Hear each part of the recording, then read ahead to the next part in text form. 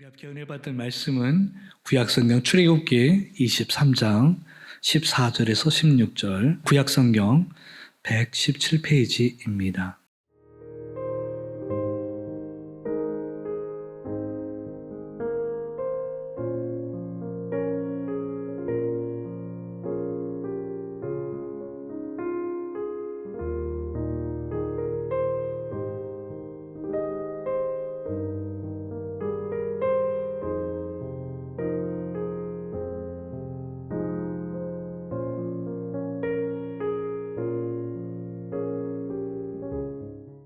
이제 다음 주면 우리가 이제 맥주 감사 주일로 지내게 되는데, 앞서서 우리가 그냥 그 한 주일만 그러한 이야기를 함께 나누기에는 너무 좀 부족해서 바로 이렇게 그 전주가 되어지는 바로 오늘과 이어서 한 몇 주 동안은 이 맥주절에 관련되어진 이야기들을 함께 나누고자 합니다.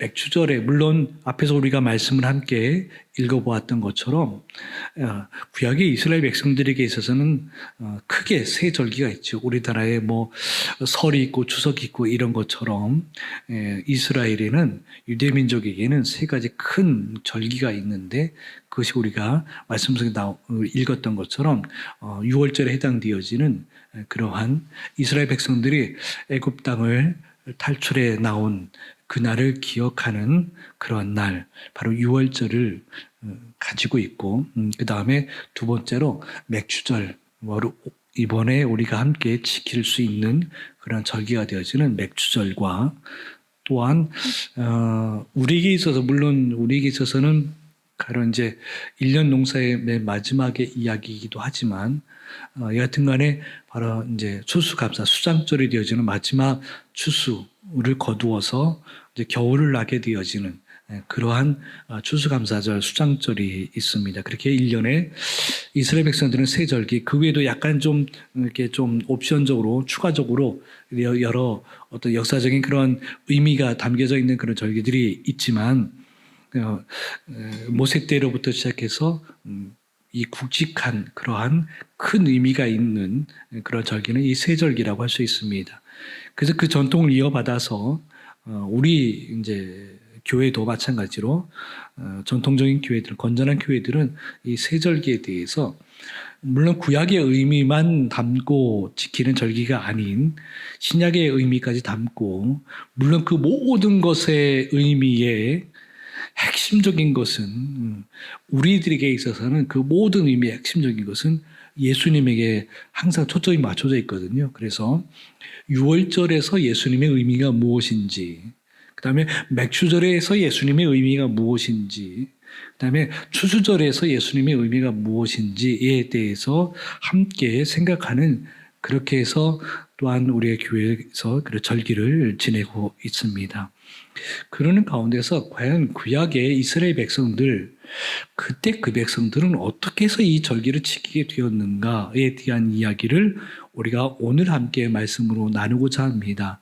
오늘 우리가 읽었던 말씀은 이 출애굽기 23장의 이야기는, 출애굽기 자체가 이스라엘 백성들이 애굽 땅을 탈출해 나오는 그런 역사에 관련된 스토리의 이야기들이잖아요. 모세를 중심으로 해서 하나님의 명을 받은 그러한 모세가 이스라엘 백성들을 이끌고 바로 홍해를 건너고 가나안 땅을 건너는 40여 년의 그러한 시절을 지내는 여정을 바로 이 출애굽기 안에 담아내고 있는데, 그 중에서 바로 일종의 이제 처음 부분에 해당되어지는 그런 부분이 되기도 하죠. 광야 생활을, 물론 그 앞에 뭐 애굽 땅에 있었던 10가지 재앙의 이야기들이 있지만, 애굽 땅을 탈출해 나오는 상황 속에서의 초기의 이야기들인데, 우리가 애굽 땅을 탈출해 나오는 이스라엘 백성들이 그 6월절을 지내고 나서 애굽 땅을 탈출해 나오는 과정 속에서 이 오늘 우리가 읽었던 말씀이 하나님으로부터 모세에게 명이 떨어진 것인데, 시내산에 머물렀을 때에 있었던 일인 거죠. 이스라엘 백성들은 시내산 아래에서 머무르고 모세만 바로 시내산 꼭대기에 올라가서 하나님으로부터의 메시지를 받게 되죠. 거기에 이제 십계명도 받게 되어지고 성막의 설계도도 받게 되어지고, 그래서 모세가 그 모든 것을 가지고 이스라엘 백성들 이렇게 들어와서, 물론 여러 가지 사연들이 있었지만 결국에는 성막까지 다 만들고, 그래서 다시 재정비해서 이스라엘 백성들이 다시 관계 생활을 본격적으로 시작하는 그러한 어떤 중간 어떤 분기점이 되어지는 그런 상황이라고 할 수 있죠. 애굽 땅을 탈출해 나오는 홍해를 건너는 그러한 시간에서 시내 산에 도착했을 그 타이밍이 날짜상으로 봤을 때 약 한 50일쯤 되어집니다. 그래서 물론 하나님으로부터 오는 우리에게 어떤 말씀, 이 이야기를 모세가 받을 때는 조금 더 시간이 더 흘러 있었던 상황이긴 하겠지만, 이스라엘 백성들이 애굽 땅에서 탈출해 나와서 가나안 땅으로 가는 과정에서 시내산에 머물렀을 그때가 바로 50일째 되어지는 날이고, 바로 그것이 바로 지금 우리가 생각해 보면 우리가 소위 말하는 6월절에 해당되어지는 부활절, 고난주간을 지내고 부활절에 해당되어지는 그 날이 바로 구약에서의 이스라엘 백성들의 6월절에 해당되어지는, 그래서 예수님께서 바로 우리를 위해서 죽으시고 다시 사신, 이스라엘 백성들이 광야 생활을 하기 전에 애굽 땅을 나왔을 때에 진짜 홍해를 건너면서 새 생명의 은혜, 죽을 수밖에 없었던 그러한 사람들이 하나님의 은혜로 다시 사는 그런 생명을 얻고 광야 생활을 시작한 것처럼, 우리가 예수님으로 인하여서 그 고난의 흔적, 예수님의 고난의 흔적을 통해서 새 생명의 은혜를 경험하고 그로부터의 신앙생활을 이어가는 것처럼, 바로 그렇게 했던 그 시간이 한 50일째 흘렀을 때에 우리는 그것을 나중에 한번 더 이어서 살펴보겠습니다만, 오순절이라 이름을 붙이고 바로 그 초대교회가 시작될 수 있었던 배경이 되어지는 성령의 충만한 사건이 마가다라방에서 이루어지는 사건이 그 오순절 때 있었던 일이라고 할 수 있죠. 예수님이 승천하신 뒤 열흘 뒤에 있었던 일. 근데 그게 지금 이 맥주절하고 꼭 날짜가 맞아 떨어지느냐? 그렇지는 않아요.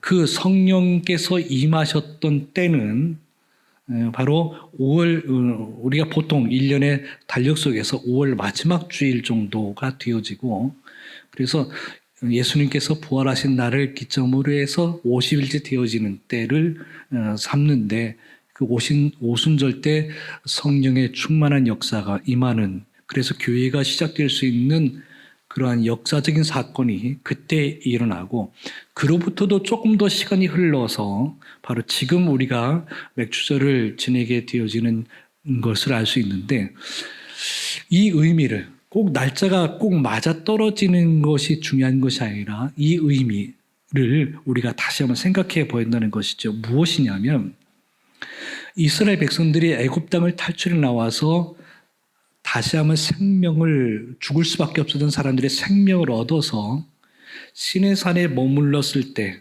또 모세가 다시 산으로 산꼭대기에 올라가서 바로 말씀을 받고 그렇게 하나님의 나라의 백성, 하나님 백성으로 살아갈 수 있는 그러한 계명도 받고 하는 과정 속에서, 그러면서 약속도 받고 어떻게 하나님의 사람으로 살아가야 되는지에 대해서 그런 놀라운 일들을 이 모세를 통해서 이스라엘 백성들에게 전수되어지는 것을 알 수 있습니다. 마찬가지예요. 우리들도 예수님으로 인하여서 새 생명의 은혜, 구원의 은혜, 중생의 은혜를 경험하고 나서, 바로 그리고 나서 시간이 흘러서 그 어느 때에 다시 한번 하나님의 사람으로, 처음에 예수님의 은혜를 경험하고서 초기에는 그 은혜와 사랑이 너무 좋아서 감격 속에서 살아가지만, 사실은 하나님의 자녀로서 예수님의 은혜로 예수님을 따르는 사람으로서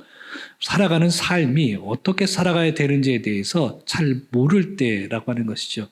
그것을 가르쳐주고 그걸 훈련시켜주는 과정이 바로 광야 생활인 것처럼 우리들의 신앙생활 전체가 사실은 그 광야 생활 안에 포함되어져 있다고 할 수 있겠죠. 그 바로 직전에 하나님의 말씀이 약속의 말씀과 우리의 어떤 삶의 방향을 알려주는 말씀이 이때 이스라엘 백성들에게 시내산에서 모세를 통해서 메시지가 전해지게 되는 것처럼 우리들도 그 은혜, 구원의 은혜 감격 속에 살아가다가 내가 어떻게 살아야 되는가, 무엇으로 왜 이렇게 살아가야 되는가, 이게 살아가는 게 맞는가에 대해서 정확하게 한번 점검할 필요가 있을 때, 방향을 잃었을 때에 방향을 잡을 때가 바로 이 시점이라고 하는 것이죠.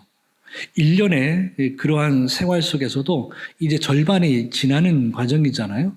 이 과정에 우리가 소위 말하는 작심삼일처럼 우리가 연초에 나름대로 새해 다짐도 하고 내일 열심히 한번 살아보겠노라고 그렇게 신앙적인 다짐과 이제는 나름대로의 여러 가지 계획도 세우지만 사실상 하루 이틀 지나다 보면 그게 또 흐지부지 되어지고 내 마음대로 내 계획대로 안 되어지는 것 때문에 자포자기하는 경우들도 많이 있는데 그 자포자기한 것이 시간이 흘러서 이제 내가 지금쯤이면 이 6월 말 이렇게쯤이면 내가 애초에 지난 1월 달에 성경영신 예배를 드리고 신년에 내가 무슨 계획을 세웠던가도 이제 잃어버릴 때 아무런 계획도 없이 이제는 될 대로 되라 싶은 생각 그냥 1년의 반이 지났으니 그냥 어떻게 되겠지라고 하는 그런 안일한 마음이 들 이맘때에 우리의 마음을 다잡을 수 있는 기회가 되어진다고 할 수 있겠죠.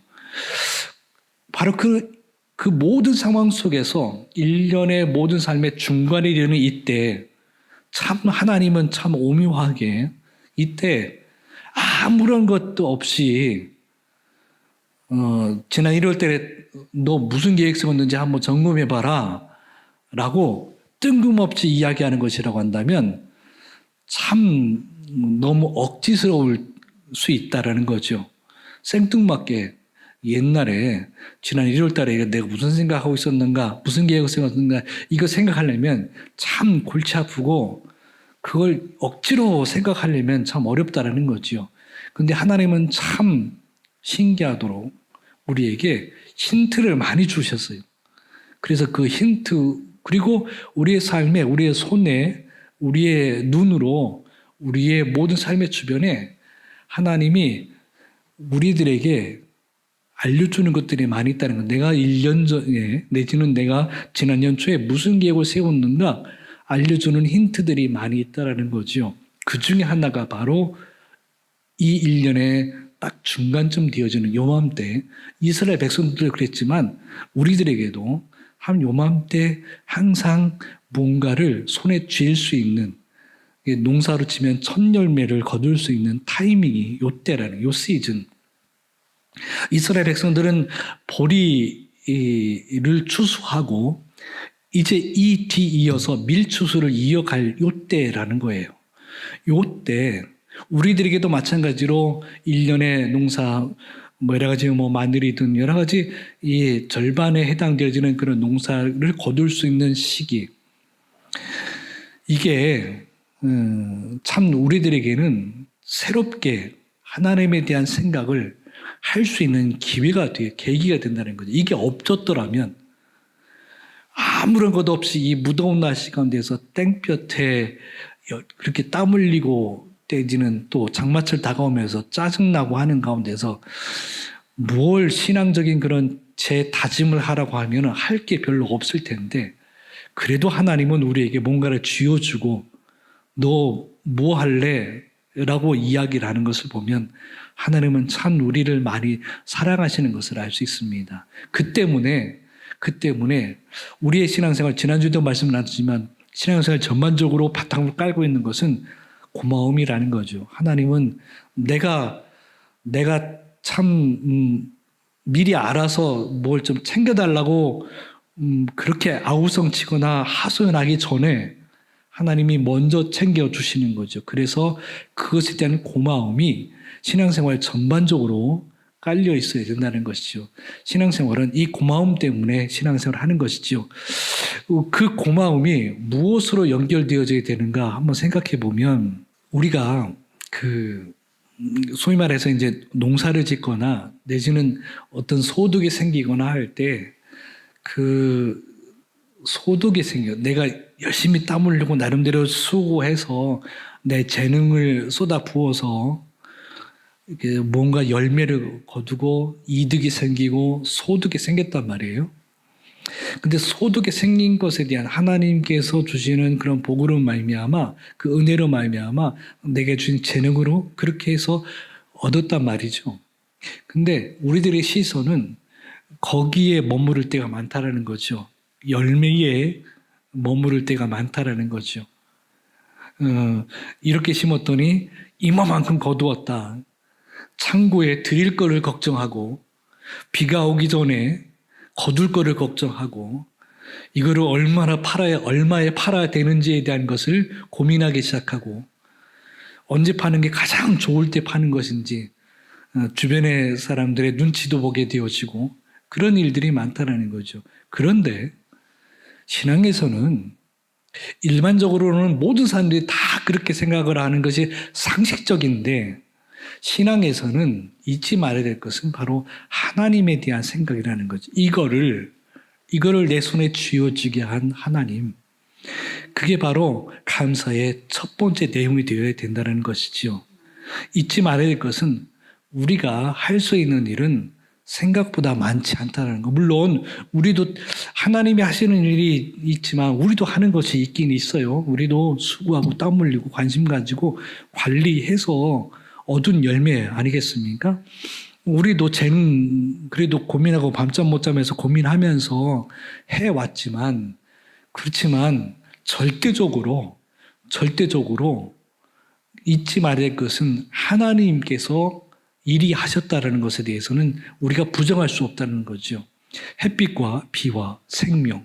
이거는요, 우리가 할 수 있는 일이 아니잖아요. 우리는 다만 그것을 전제로 햇빛을 얼마만큼 쬐게 해줄 것인지, 물을 얼마만큼 줄 것인지, 그것에 대한 관리일 뿐이지, 사실은 그 자체는 우리가 할 수 있는 일이 아니잖아요. 그 하나님에 대한 존재를 우리는 결코 잃어버려서는 안 된다는 것이죠. 물에 대한 그리고 빛에 대한 그것에 대한 관심들은 있지만 그것을 만드시고 그걸 주관하시고 움직이시는 하나님에 대한 것을 생각하는 것은 하나님에 대한 온전한 신앙이 없으면 성숙한 신앙이 없으면 하나님을 잃어버리기 딱 좋다라는 거죠. 우리가 농사를 짓거나 우리가 땀 흘리고 수고하는 가운데서 직장에서 삶의 생활 현장 속에서 열심히 일할 때에 이게 내가 하는 일이다라고 생각하기에 그런 착각에 빠지고 그런 오해를 받을 때가 많다는 거, 오해할 때가 많다는 거죠. 결코 잊지 말아야 될 것은 이거는 내가 하는 일이 아니라 하나님이 하시는 일이다. 나는 다만 관리를 할 뿐이다라는 것에 대해서 그런 신앙의 고백이 있음으로 말미암아 하나님 내게 이런 재능을 주시고 이런 땀 흘릴 수 있는 건강도 주시고 생명도 주시고 이런 안목과 지혜를 주셔서 감사함에 대한 것을 잊지 않는 우리 성도들이 되어지기를 주의 이름으로 축원합니다. 그것이 감사를 표현하는 것이 바로 하나님에 대한 신앙에 대한 표현인 거죠. 우리가 지난번까지는 우리가 다니엘을 통해서도 우리 말씀을 나눴습니다만 신앙생활을 내가 교회를 다닌다, 내가 하나님 믿는다, 내가 예수님 믿는다라고 하는 신앙의 표현 방법이 기도라고 했잖아요. 기도를 통해서 내가 내 신앙은 이런 신앙이다라고 표현한다고 했지만 또 다른 한 면에서는 바로 내 신앙은 이런 신앙이야 라고 얘기를 할 때에 빼놓을 수 없는 그 가운데 하나가 바로 이 감사라는 거죠. 물론 감사도 다른 신앙, 다른 종교에서도 감사 이야기가 있어요. 없지는 않아요. 고맙다, 감사하다라는 말이 얼마 전까지만 해도 우리들에게 주어진, 그래서 방송에서나 어떤 매스컴에서나 어디서나 고맙지요, 감사하지요, 라는 이야기를 하는 걸 보면 아, 저 사람 크리스찬인가 보다라고 하는 게 대부분 다 직감적으로 우리가 눈치로 알 때가 있었는데 얼마 전부터 이제는 우리 신앙, 우리와 같은 신앙이 아니어도 그런 고맙다, 감사하다는 말이 많이 이제는 퍼져 나갔어요. 그래서 우리 신앙이 아니어도 하나님 온전히 믿는, 건전하게 확신 있게 믿는 신앙이 아니어도 그런 말을 할 수 있다는 거죠. 근데 이 고마움의 대상이 어디냐라는 거죠. 내 옆에 있는 사람, 내게 참 크게 도움을 준 그 사람을 고마워할 것이냐. 그것을 나에게, 물론 그 사람에 대한 것, 내 옆에서 나와 함께 협력해주고 함께 있어준 것에 대한 고마움도 우리가 표현할 것 잊어서는 안 되지만 그보다도 훨씬 많이, 훨씬 더 깊게, 훨씬 더 자주 바로 이 내 옆에 이러한 사람과 함께 있을 수 있도록 함께 해주신, 이끄시고 인도하신 하나님에 대한 그런 고백이 굉장히 절실하게 요즘에는 더 필요하다는 거죠. 그래서 고맙다, 감사하다는 말을 통해서 내가 크리스찬인 것을, 내가 기독교인이고 내가 교회를 다니면서 그래도 건전한 신을 가지고 선한 영향력이 되든 아니면 바로 그렇게 빛 되어지고 소금 되어지는 그런 삶을 살아갈 수 있는 모습을 갖출 때에 바로 잘 갖출 수 있는 비결이 바로 이러한 하나님께 대한 감사라고 할 수 있습니다. 또 하나, 앞에서는 하나님에 대한 인정인 거죠. 내게 주어진 것에 대해서 하나님께서 허락하셨다라고 하는 것에 대한 하나님을 인정하는 감사인 것인데, 두 번째 감사의 표현은 믿음인 거예요.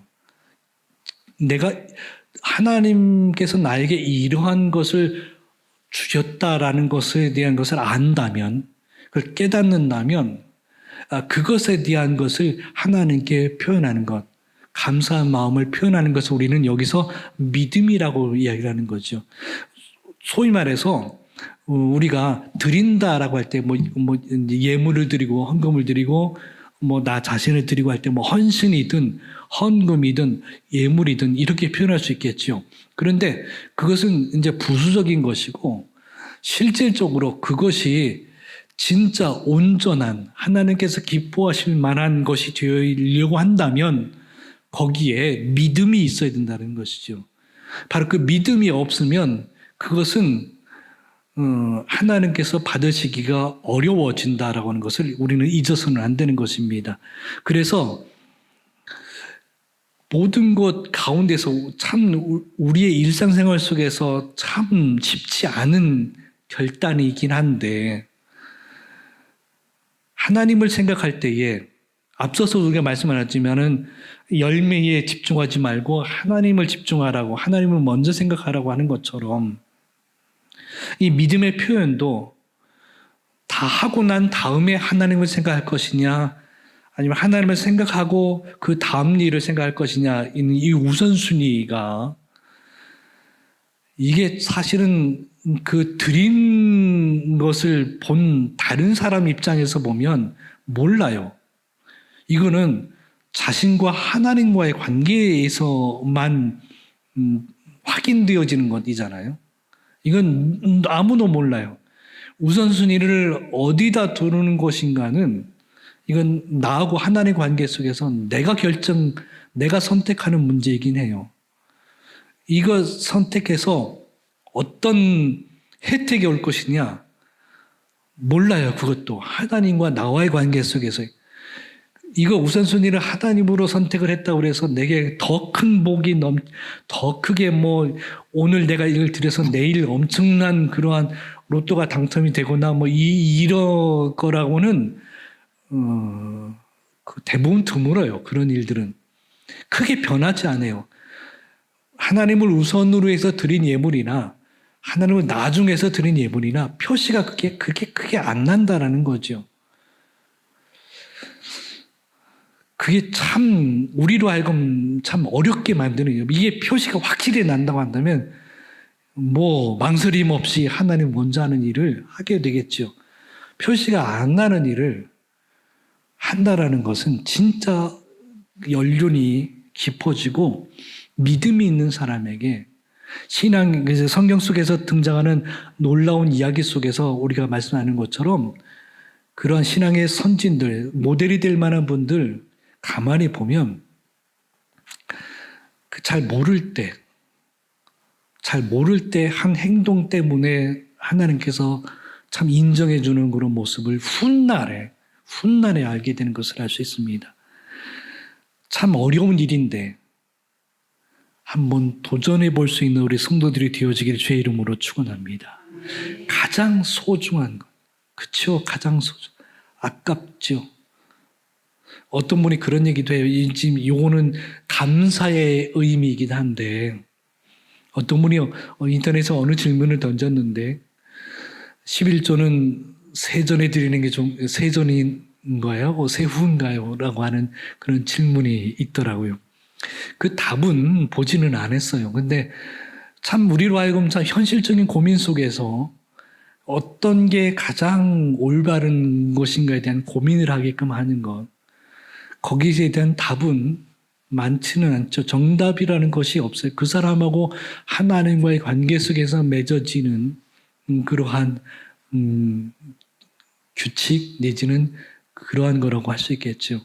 그렇지만 그 마음가짐은 가장 소중한 것을 드릴 수 있다라고 하는 그 결단에 대한 믿음이 필요한 것을 알 수 있습니다.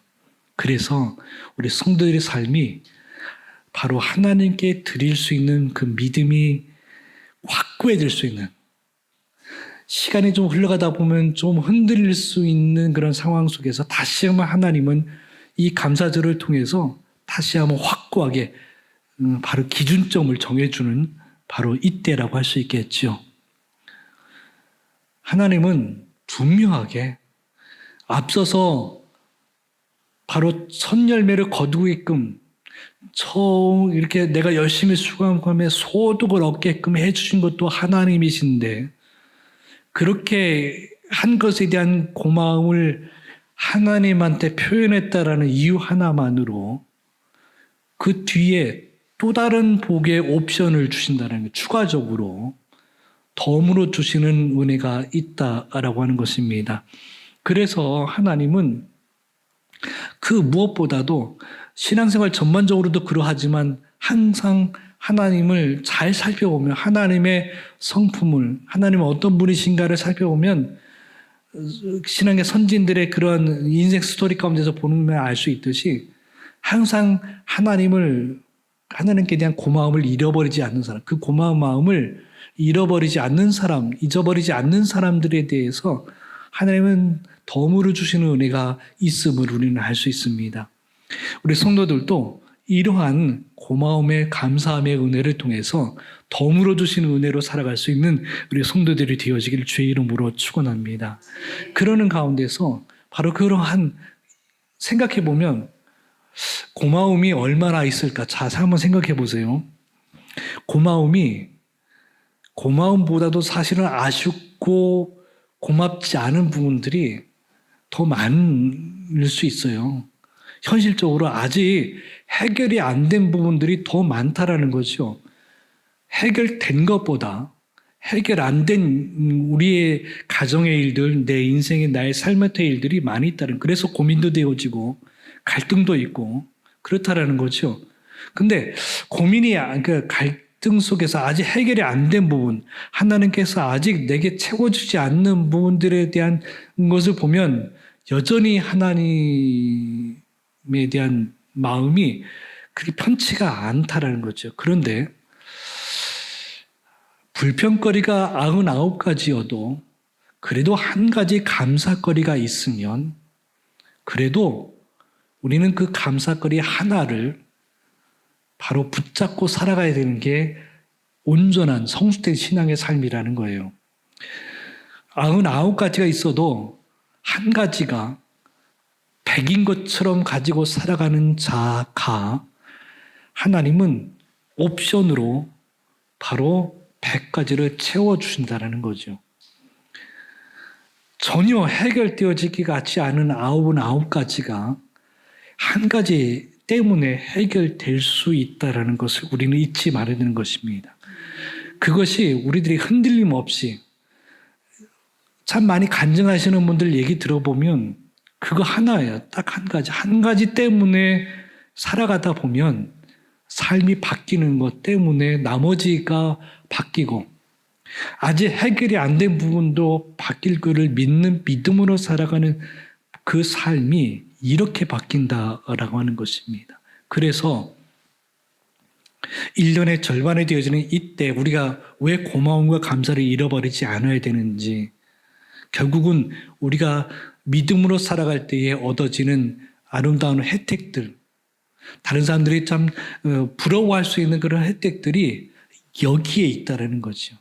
근데 생각해 보면 혜택을 다 누리고 고마워하는 사람과 혜택을 누리기 전에 고마운 사람, 누구의 믿음이 더 든든하냐라고 물을 때에 우리는 망설임 없이 후자를 얘기를 하죠. 혜택이 오기 전에, 축복이 오기 전에 미리 감사하는 사람을, 그 사람이 믿음이 더 크고 믿음이 더 굳건하다라는 것을 우리는 더 잘 알아요.